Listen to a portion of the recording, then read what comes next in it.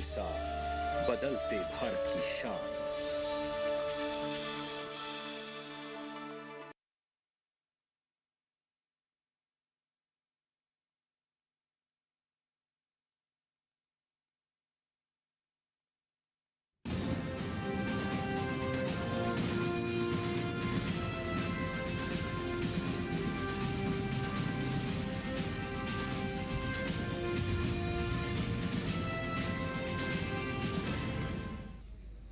नमस्कार, किसान समाचार में आप सभी का स्वागत है। सबसे पहले मुख्य समाचार। कौशल विकास और उद्यमिता मंत्रालय का ड्रोन दीदी योजना के तहत 2 पायलट परियोजनाओं के संचालन हेतु महिंद्रा एंड महिंद्रा लिमिटेड के साथ समझौता। 15,000 महिलाओं को कृषि कार्यों की खातिर ड्रोन चलाने के लिए प्रशिक्षित करना है योजना का लक्ष्य।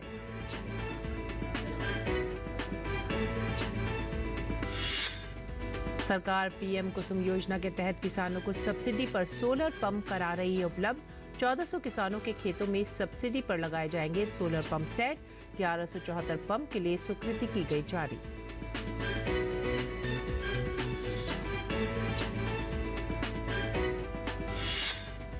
हैप्पी सीडर से मूंग की बुआई के लिए मिल रहे हैं अच्छे परिणाम। मध्य प्रदेश के किसान कल्याण तथा कृषि विकास विभाग के आयुक्त ने हैप्पी सीडर से बोई गई मूंग का किया अवलोकन। अगली बार धान एवं गेहूं की बोनी भी हैप्पी सीडर से करने की दी सलाह।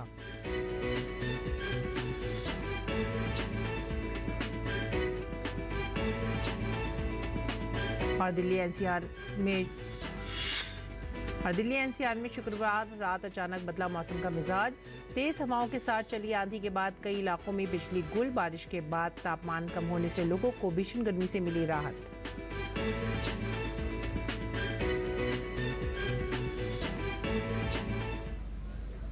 खबरें विस्तार से। कौशल विकास और उद्यमिता मंत्रालय MSDE ने ड्रोन दीदी योजना के तहत 2 पायलट परियोजनाओं के संचालन हेतु महिंद्रा एंड महिंद्रा लिमिटेड के साथ एक समझौता ज्ञापन पर हस्ताक्षर किए हैं। इस साल के शुरुआत में शुरू की गई इस योजना का लक्ष्य है 15,000 महिलाओं को कृषि कार्यों जैसे कि फसल में खाद डालना, फसल की वृद्धि की निगरानी करना और बीज बोने आदि के लिए ड्रोन चलाने के लिए प्रशिक्षित करना है, ताकि नई प्रौद्योगिकी क्षेत्र में कौशल प्रदान करके महिलाओं के लिए आजीविका के नए अवसर पैदा किए जा सकें। कौशल विकास और उद्यमिता मंत्रालय के सचिव अतुल कुमार तिवारी ने कहा कि ये सहयोग महिलाओं को राष्ट्र निर्माण में योगदान देने के लिए आवश्यक कौशल से लैस करने के मंत्रालय के संकल्प को आगे बढ़ाएगा। उन्होंने कहा कि कठोर प्रशिक्षण पद्धतियों और व्यवहारिक सीखने के अनुभवों से छात्र अपने चुने हुए क्षेत्रों में उत्कृष्टता प्राप्त कर और देश के सामाजिक आर्थिक विकास में सार्थक योगदान देने के लिए आवश्यक व्यवहारिक कौशल और दक्षताओं से लैस होंगे। इस साझेदारी के तहत MSDE और M&M हैदराबाद और नोएडा में स्थित राष्ट्रीय कौशल प्रशिक्षण संस्थान NSTI में 20 महिला प्रति बैच के विशेष बैच के द्वारा 500 महिलाओं को कुशल बनाने के लिए 2 पायलट प्रोजेक्ट संचालित करेंगे। इन केंद्रों पर रिमोट पायलट प्रशिक्षण संगठन प्रशिक्षणों के माध्यम से नागरिक उड्डयन महानिदेशालय द्वारा अनुमोदित 15 दिवसीय पाठ्यक्रम चलाया जाएगा। और अगली खबर, अभी देश में कई स्थानों पर किसानों के द्वारा जायद मूंग की खेती की जा रही है। ऐसे में जिन किसानों ने इस बार हैप्पी सीडर से मूंग की बुआई की है, वहां इसके अच्छे परिणाम देखने को मिल रहे हैं। इसी कड़ी में MP के किसान कल्याण तथा कृषि विकास विभाग के आयुक्त सह संचालक M शैलवेंद्रम ने शाहपुरा विकासखंड के ग्राम किसरौद में हैप्पी सीडर के माध्यम से की गई मूंग की बोनी का अवलोकन किया। इस दौरान उन्होंने पराली प्रबंधन योजना के तहत जबलपुर जिले में किए जा रहे इस नवाचार की जमकर तारीफ की तथा ज्यादा से ज्यादा किसानों को इसे अपनाने के लिए प्रेरित करने पर जोर दिया। हैप्पी सीडर मशीन से मूंग की बोनी करने पर पूर्व में लगने वाले समय से लगभग 7 दिन की बचत हुई है और बीज भी कम मात्रा में लगा है। पहले फसल को हर सप्ताह पानी देना होता था, लेकिन अब 15 दिन में एक बार खेत की सिंचाई करनी पड़ती है। कृषि आयुक्त ने इस मौके पर कृषि भूमि की गुणवत्ता बनाए रखने के लिए अगली बार धान एवं गेहूं की बोनी भी हैप्पी सीडर से करने की सलाह दी है। हैप्पी सीडर द्वारा बोनी करने से भूमि में एक्टिनोमाइटीज एवं अन्य लाभदायक जीवों की संख्या में वृद्धि होती है और कीट रोग का प्रकोप भी कम हो जाता है। हैप्पी सीडर से बुआई से पूर्व में ली गई फसल के अवशेष अगली फसल के लिए जैविक खाद का काम करते हैं। और देश में किसानों को सिंचाई की सुविधा उपलब्ध कराने के लिए सरकार पीएम कुसुम योजना के तहत सब्सिडी पर सोलर पंप उपलब्ध करा रही है। इसके लिए किसानों को ऑनलाइन आवेदन करना होता है, जिसके बाद चयनित किसानों को योजना का लाभ दिया जाता है। इस कड़ी में पीएम कुसुम योजना के तहत अधिकारियों को निर्देश दिए गए हैं कि प्राप्त लक्ष्यों के अनुसार किसानों के यहां जल्द सोलर पंप सेट स्थापित करवाए जाए। राजस्थान के चौथ का बरवाड़ा, शिवाड़, इसरादा क्षेत्रों में उद्यान विभाग की ओर से किसानों के यहाँ स्थापित सोलर पंप सेट का सत्यापन भी किया गया और इसके उपयोग के बारे में जानकारी भी दी गई। सोलर पंप की स्थापना पर सरकार की ओर से लाभार्थी किसानों को 60% का अनुदान दिया जाता है। वहीं अनुसूचित जाति और जनजाति को सोलर पंप सेट लगाने पर 45,000 रुपये के अतिरिक्त अनुदान का प्रावधान है। जिले में 1400 किसानों के यहाँ सोलर पंप सेट लगाने का लक्ष्य है, जिसमें 1174 किसानों के यहाँ सोलर पंप सेट लगाने की प्रशासनिक स्वीकृति जारी की जा चुकी है। शेष लक्ष्य के लिए भी नियमित रूप से स्वीकृति जारी की जा रही है। 100 से ज्यादा किसानों के यहाँ सोलर पंप सेट स्थापित किए जा चुके हैं। 65 से अधिक सोलर पंप सेटों का भौतिक सत्यापन भी किया जा चुका है। कश्मीर विश्व भर में केसर की खेती के लिए जाना जाता है। भारत केसर उत्पादन के क्षेत्र में दुनिया में दूसरे पायदान पर आता है। देश में कश्मीर में केसर की खेती सर्वाधिक होती है। केसर का उपयोग भारतीय रसोई में तो होता ही है, भारतीय संस्कृति में भी इसका अपना महत्व है। पूजा पाठ से लेकर दवाओं और खान पीने में भी इसका प्रयोग किया जाता है। कश्मीर के 2 केसर की कीमत 2 लाख रुपए प्रति किलो है। साल 2020-21 में कश्मीर के केसर को जीआई टैग मिला था। क्या है केसर के किसानों के मुद्दे और क्या है उनके भविष्य को लेकर योजनाएं, जानने के लिए डीडी न्यूज की टीम पहुंची सैफरन सिटी के नाम से मशहूर पामपोर। हमारी संवाददाता रमा त्यागी ने केसर के किसानों से खास बातचीत की। डीडी न्यूज की चुनाव यात्रा इस वक्त आ चुकी है पामपोर, जो मशहूर है यहाँ के केसर के लिए। कभी ये बेहद संवेदनशील इलाका हुआ करता था। पामपोर हमला भी इससे कुछ दूरी पर यहाँ पे हुआ था, लेकिन आज यहाँ पर जो है खेतों में काम चल रहा है। किसान जो हैं वो लगे हुए हैं। क्या बदलाव ये चाहते हैं इस बार के चुनावों में, ये हम इनसे जानेंगे।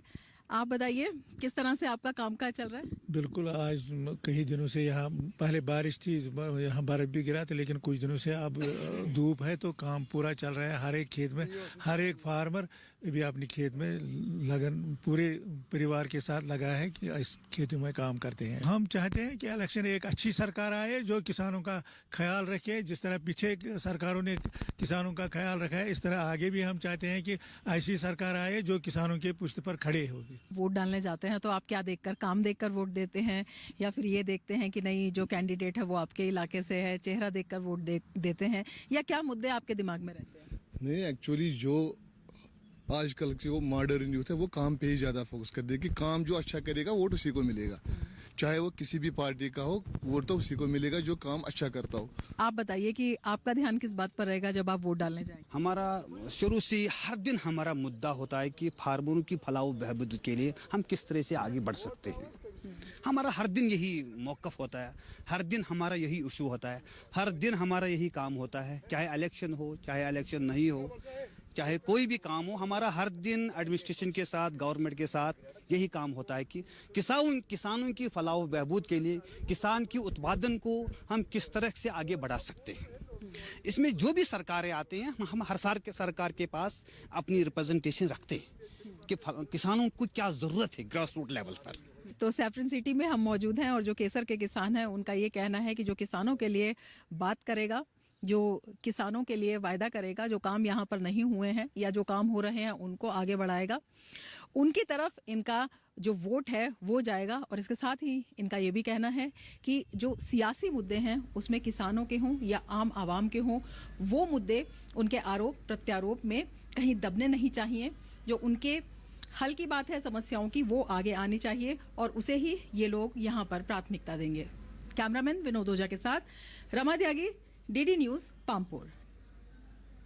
और आइए बात करते हैं लाल केले की। मध्य प्रदेश के बुरहानपुर जिले में सबसे अधिक केले की खेती होती है, पर अब केले की वैरायटी में काफी बदलाव आ गया है। किसान भी अब कम लागत में बेहतर मुनाफा कमाना चाहते हैं तो लाल केले की खेती करें। परंपरागत केले की खेती से लाल केला 5 गुना महंगा होता है। तमिलनाडु के कृषि वैज्ञानिक डॉक्टर केसिवर ने जानकारी देते हुए बताया कि यदि आप लाल केले की खेती करना चाहते हैं तो आपको उसमें 4 बातों का ध्यान रखना है। सबसे पहले आपको 5-5 फीट की दूरी पर केले के पौधे लगाने हैं। पौधों में 2 समय पानी देना है।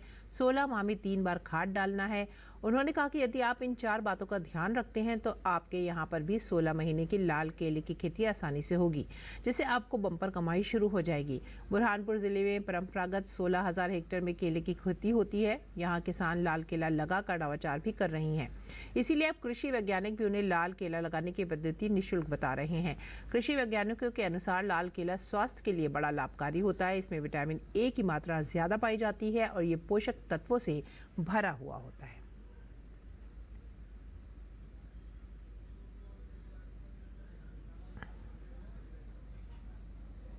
और अप्रैल, मई और जून 2024 के महीनों के दौरान गर्मी के मौसम में बिजली की मांग को पूरा करने के लिए भारत सरकार ने विशेष पहल की है।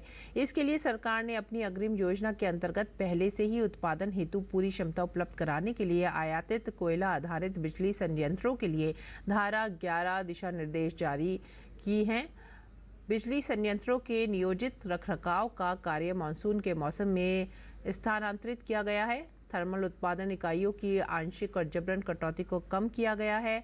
लंबी कटौती के तहत थर्मल संयंत्रों को पुनः चालू किया गया है। उत्पादन कंपनियों को पूरी क्षमता उपलब्ध कराने के लिए अपने उत्पादन संयंत्रों को काम करने की उपयुक्त स्थिति में रखने की सलाह दी गई है। इसके अलावा सरकार ने मई और जून के दौरान बिजली की मांग को पूरा करने के लिए और भी कई कदम उठाए हैं। मई में दिन के समय 235 गीगावाट और शाम के समय 225 गीगावाट तक बिजली की मांग पहुंचने का अनुमान है। वहीं जून 2024 में यह आंकड़ा दिन के समय 240 गीगावाट और शाम के समय 235 गीगावाट तक पहुंचने का अनुमान है। आयातित कोयला आधारित बिजली संयंत्रों की तरह गैस आधारित बिजली संयंत्रों को भी धारा 1 निर्देश जारी किए गए हैं। इसमें मई और जून के लिए अतिरिक्त 6 गीगावाट बिजली उपलब्ध हो गई है, जो कि पहले से उपलब्ध 10 गीगावाट बिजली के अतिरिक्त है।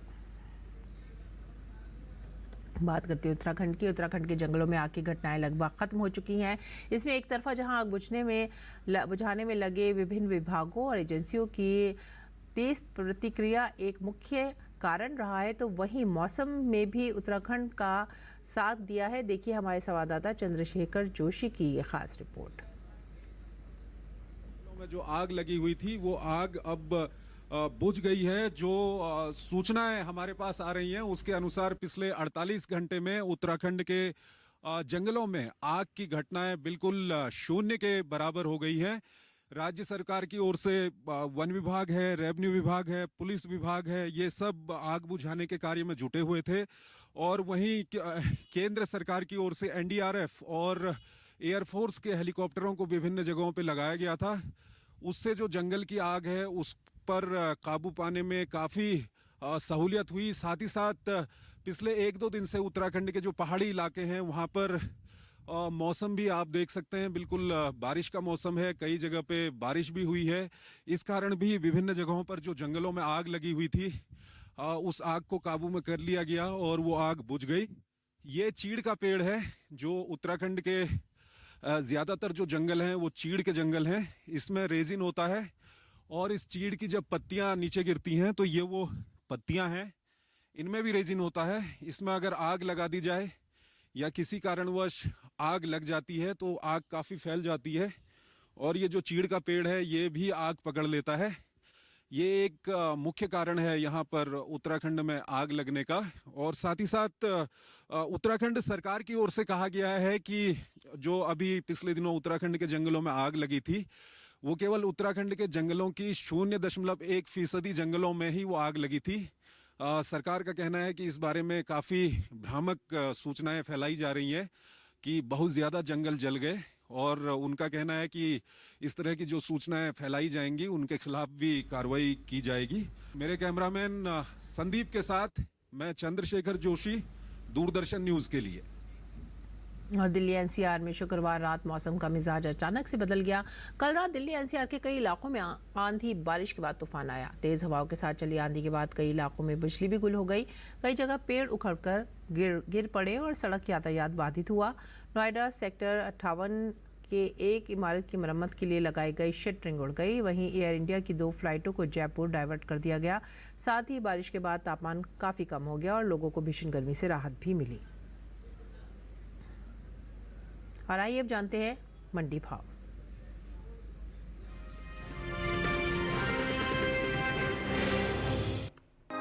कृषि उपज मंडियों में इन दिनों चने की आवक सामान्य बनी हुई है। शुक्रवार को चने का कारोबार उतार चढ़ाव के साथ हुआ, जबकि कुछ मंडियों में इसके सौदे स्थिर रहे। एग मार्केट के मुताबिक गुजरात की बक्सरा मंडी में चने का कारोबार तेज भाव पर हुआ। यहां 9 मई को चने का भाव 5,237 रुपए था। 10 मई को इसमें 330 रुपए की बढ़त हुई और भाव 5,567 रुपए का हो गया। उत्तर प्रदेश के आजमगढ़ मंडी में भी चने के सौदे बढ़त के साथ हुए। यहां 9 मई को चने का भाव था 6,380 रुपए, जो कि 10 मई को 30 रुपए चढ़कर 6,410 रुपए क्विंटल हो गया। उत्तर प्रदेश की लखीमपुर मंडी की बात करें तो यहां चने के सौदों में नरमी देखने को मिली। 9 मई को चने का भाव रहा 6,620 रुपए, जो 10 मई को 20 रुपए गिरकर 6,600 रुपए क्विंटल रह गया। वहीं उत्तर प्रदेश की गाजियाबाद मंडी में चने के कारोबार में स्थिरता देखने को मिली। यहां 9 मई को चने का भाव था 6,800 रुपए। 10 मई को इसमें कोई बदलाव नहीं आया और भाव 6,800 रुपए क्विंटल पर बना रहा। वहीं बात पैदावार की करें तो घरेलू स्तर पर चने की पैदावार में कुछ कमी देखने को मिल सकती है। साल 2023-24 के दौरान चने की उपज 155 लाख टन होने का अनुमान जताया गया है, जबकि बीते साल इस दौरान चने की उपज 135 लाख 79 हजार टन रही थी। घरेलू स्तर पर इस साल कुल दलहन की पैदावार अच्छी होने का अनुमान जताया गया है। कृषि मंत्रालय के अग्रिम अनुमान के मुताबिक देश में साल 2023-24 के दौरान कुल दलहन की पैदावार 234 लाख 42 हजार टन होने की उम्मीद है, जो पिछले साल 260 लाख 58 हजार थी।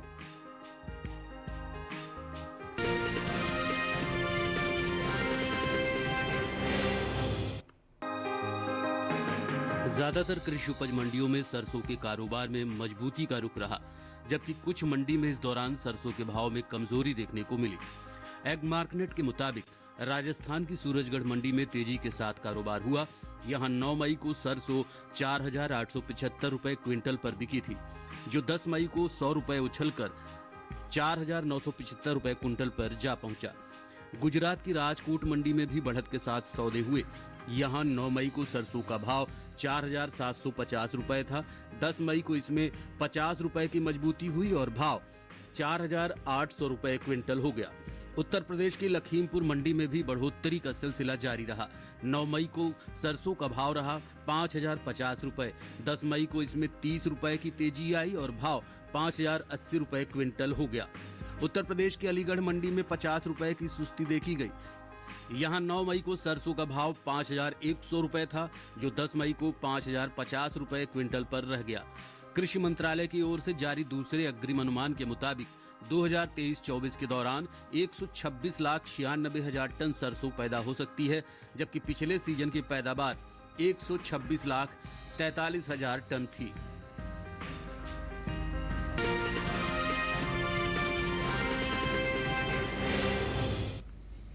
और आइए बात करते हैं मौसमी खेती की। किसान इस मौसम में कैसे रखें अपनी खेती का ख्याल, देखते हैं।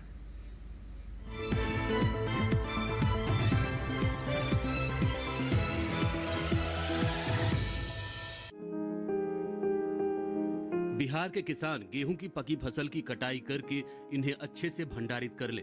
बिहार में किसान इस समय मक्का और धान की बुआई कर सकते हैं। बिहार में आम में सड़न रोग की रोकथाम के लिए बोरेक्स का छिड़काव कर ले। यहाँ आम की ही मिलीबग का संक्रमण दिखाई देने पर किसान इम्डाक्लोप्रिड का स्प्रे करें। यहाँ लीची में फल छेदक कीट की रोकथाम के लिए जरूरी दवाओं का छिड़काव कर ले। बिहार में मूंग और उड़द की फसल को कैटरपिलर से बचाने के लिए जरूरी छिड़काव कर ले। यहाँ भिंडी में छेदक कीट की रोकथाम के लिए जरूरी कीटनाशकों का स्प्रे कर ले। बिहार में किसान हल्दी और अदरक की बुआई के लिए जमीन तैयार कर ले। जमीन तैयार करते वक्त इनके खेतों में गोबर की खाद का इस्तेमाल जरूर करें। छत्तीसगढ़ के किसान धान को तनाछेदक कीट से बचाने के लिए फेरोमोन ट्रैप लगा ले। अगर धान में संक्रमण ज्यादा है तो फ्रिपोनिल का छिड़काव भी कर ले। छत्तीसगढ़ में सभी सब्जियों को माहू के प्रकोप से बचाने के लिए नीम आधारित कीटनाशकों का छिड़काव करें। यहाँ के किसान गन्ने की फसल की समय पर सिंचाई करें। छत्तीसगढ़ में इस समय मक्के की बुआई की जा सकती है। यहाँ के किसान टमाटर, बैगन, काली मिर्च और भिंडी की समय पर सिंचाई करें। यहाँ इस मौसम में पपीते के नए पौधे लगाए जा सकते हैं। छत्तीसगढ़ में मिर्च को थ्रिप्स से बचाने के लिए जरूरी छिड़काव कर लें। यहाँ केले और पपीते के पौधों की सप्ताह में 2 सिंचाई जरूर करें।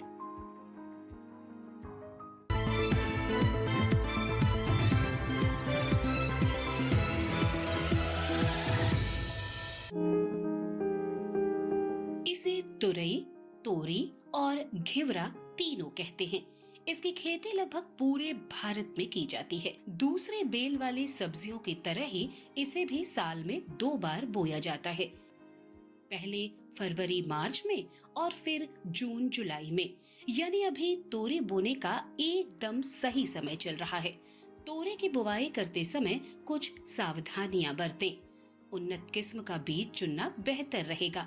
भारतीय कृषि अनुसंधान संस्थान ने 2 किस्में विकसित की हैं, पूसा स्नेह और पूसा नूतन। पूसा स्नेह उत्तरी मैदानी क्षेत्रों के लिए उपयुक्त है। इसका फल चिकना, सीधा और दरमियानी लंबाई का होता है।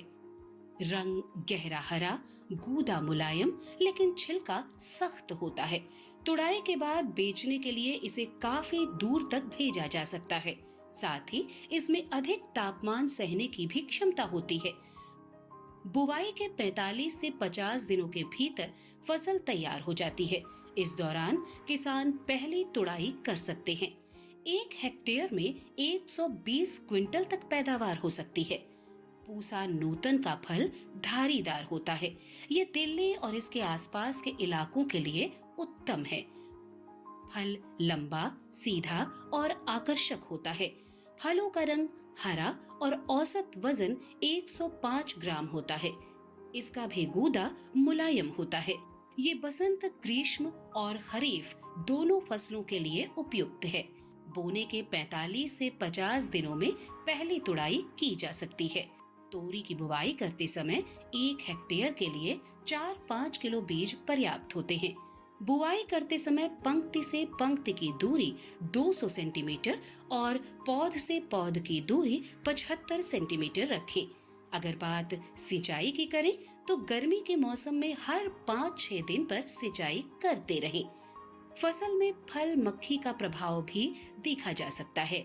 ऐसे में उचित दवाओं का छिड़काव करें। ध्यान रखें कि फसल में किसी भी तरह की दवा का छिड़काव करने से पहले कृषि विशेषज्ञों की सलाह जरूर लें।